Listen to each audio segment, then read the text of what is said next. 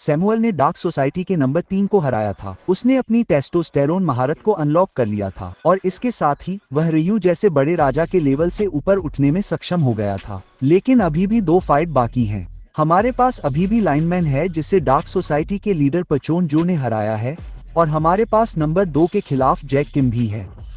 तो जाहिर है कि लाइनमैन के साथ यह स्किल में बेमेल है, क्योंकि वह क्रोकोडाइल सोसाइटी के बॉस से भिड़ रहा है, जबकि जैक किम नंबर 2 से लड़ रहा है।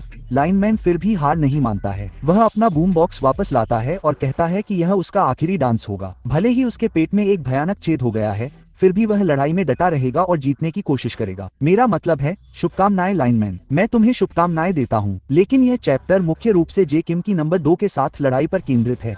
वह लड़का जिसे दर्द महसूस नहीं होता, ओली वैंग की नकल करने वाला। तो लड़ाई जैक किम के दृढ़ निश्चय से शुरू होती है, लेकिन वे इस आदमी को कोई नुकसान नहीं पहुंचाते क्योंकि उसे कोई दर्द नहीं होता। मेरा मतलब है, चौंकाने वाली बात है ना? गैप्री किम के साथ फ्लैशबैक में जाते हुए वह समझाता है कि जिन लोगों को दर्द नहीं होता उन्हें लड़ाई में बहुत फायदा होता है, क्योंकि उन्हें दर्द नहीं होता। वे लड़ते रह सकते हैं, वे लड़ते रह सकते हैं। यह उनके शरीर के लिए स्वस्थ नहीं हो सकता, लेकिन आप जानते हैं क्या, उन्हें दर्द नहीं होता, इसलिए उसकी मुठियां और लात भी प्रतिद्वंद्वी को प्रभावित नहीं करती। तो गैब्रियल किम बिना दर्द वाले लोगों को चमका रहा होगा, जैसे जैक किम उसे अपनी पूरी ताकत लगा रहा है ना? वह उसे जोर से घूंसा मार रहा है और इससे कोई नुकसान नहीं होता। यह आदमी बस इसे हंसा रहा है। वह कहता है, मैं धीरज के लिए बना हूँ, मैंने ये कई सालों से किया है। जैसे तुम मुझे चोट नहीं पहुंचा सकते क्योंकि मुझे कोई दर्द नहीं होता।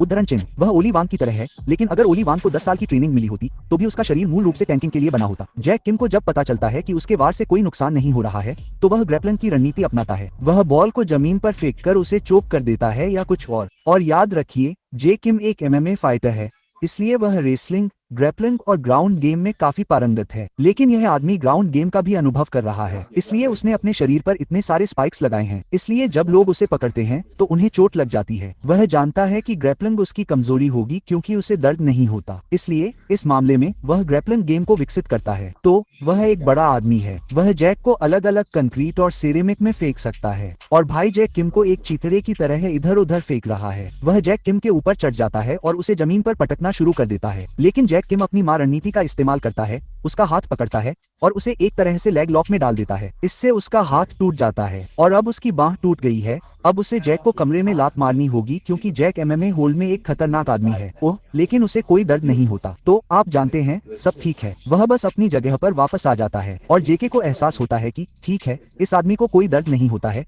लेकिन वह अमर नहीं है ना? वह बहुत नुकसान सहने में सक्षम होने जा रहा है। एक समय पर अगर उसका शरीर बहुत अधिक क्षतिग्रस्त हो जाता है, या वह ऑक्सीजन खो देता है, या बेहोश हो जाता है, या ऐसा कुछ होता है, तो उसका शरीर काम नहीं करेगा। तो जैक किम अपनी शर्ट का उपयोग करता है और उसे गला घोंट देता है। जैक किम को यही करना पसंद है। उसने पहले संबंध में सैमुअल का गला घोंट दिया था, वह इस आदमी का गला घोंट रहा है। हम जैक किम को चोकिंग जीनियस कह सकते हैं। समझ रहे हो मेरा मतलब? जेके खुद शायद mid upper mid king level का है, इसलिए उसे इस लेवल तक पहुंचने के लिए किसी बफ की जरूरत नहीं है। वह पहले से ही बहुत ताकतवर है। तो जे किम एक टैलेंटेड लड़का है जो गैप यंग जीन्स है, और वो इस फाइट को जीतने वाला है जब तक कि ये लड़का भाला उठाकर खुद को जैक किम पर वार नहीं कर लेता।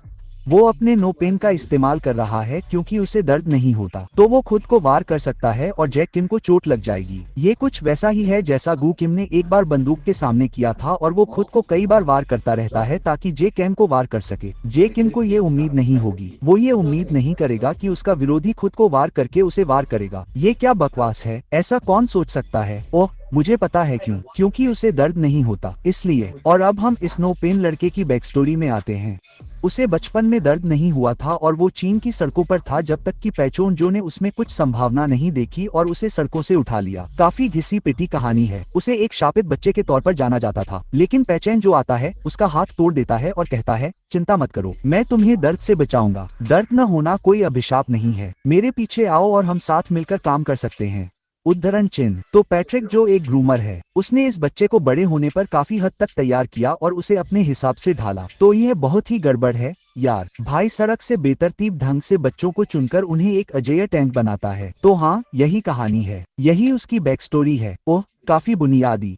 तो वह यह सब अपने राजा, अपने पिता पैचेन जो के लिए कर रहा है, जिसकी वह पूजा करता है क्योंकि जाहिर तौर पर पैटन जो ने उसे सड़कों से बचाया था, और वह जेके को हराने के लिए हर संभव कोशिश कर रहा है। और यह काम कर रहा है क्योंकि यह आदमी डार्क सोसाइटी का नंबर 2 है। वह उच्च राजा स्तर का है, मुझे लगता है। अभी जेके इनान के बारे में सोच रहा है। वह उन सभी रोते हुए बच्चों के बारे में सोच रहा है जिन्हें उसकी मदद की जरूरत है। लेकिन इन सब के बीच वह काइट किम के बारे में सोच रहा है।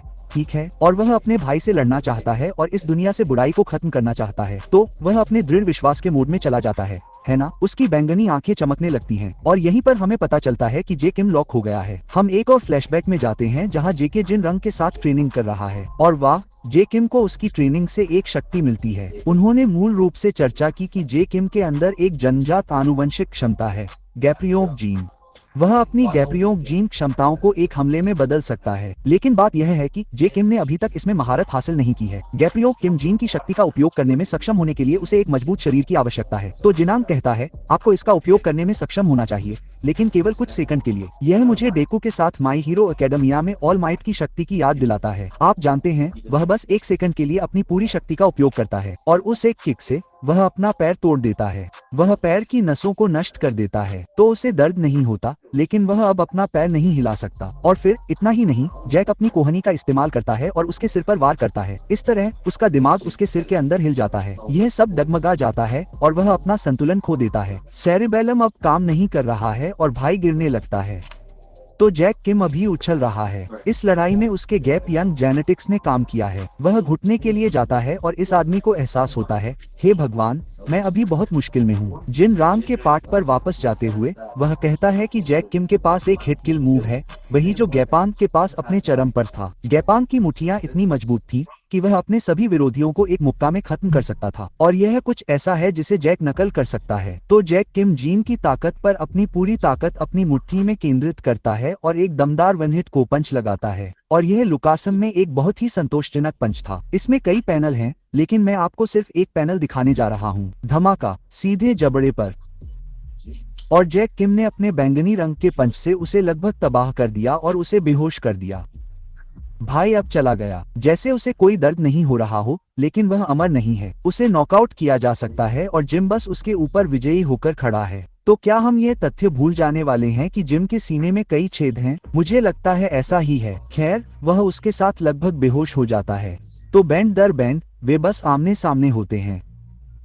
जेके अब लड़ नहीं सकता। यह लुकास है। हमें चोटों के बारे में इतना सोचने की जरूरत नहीं है क्योंकि लाइनमैन की उंगलियां ऊपर उठी हुई हैं। ठीक है, इस आदमी ने लाइनमैन के शरीर में इतनी बार उंगलियां मारी कि लाइनमैन के शरीर में बहुत बड़े छेद हो गए और खून बह रहा है। इस आदमी को पता चलता है कि लाइनमैन खड़े होने के दौरान बेहोश हो गया था। यह तो बहुत ही घटिया हरकत है। यह बहुत ही घटिया हरकत है। लाइनमैन बकरा, जब वह बेहोश हो जाता है तब भी वह गिरता नहीं है। लाइनमैन के पास इतना ऑरा क्यों है? क्या बकवास है। अब स्पीड खत्म हो गई है। उन्हें बचाने वाला कोई नहीं है। इस राक्षस के हाथों सभी मरने वाले हैं। लेकिन ल्यूकेसम में सबसे ज्यादा ऑरा किसका है? पेट्रोंजो को हराने वाला एकमात्र व्यक्ति कौन है? वह डैनियल पाक है। बेशक मुझे नहीं पता कि यह लाल ऑरा कहां से आ रहा है। यह एक तरह का धुएं का बम है। लेकिन डैनियल को स्थिति की गंभीरता का एहसास है। वह कहता है, चिंता मत करो दोस्तों, मैं यहाँ हूँ, मैं पेट्रोंजो का ख्याल रखूंगा। उद्धरण चिन्ह। और पेट्रोंजो बस हैरान रह जाता है। वह इस तथ्य पर हंसता है कि डैनियल को लगता है कि वह उसे इतने छोटे शरीर से हरा सकता है, लेकिन उसने यह भी पहचान लिया कि डैनियल के पास बहुत अधिक ऑरा है। तो दर्शक उसकी ऑरा देखते हैं। डैनियल हमें हमेशा प्रभावित करने में विफल नहीं होता है ना? हम सभी जानते हैं कि डैनियल की ऑरा शेयर बाजार के साथ ऊपर और नीचे होती रहती है। तो हम अगले अध्याय को देखेंगे। मैं इसी का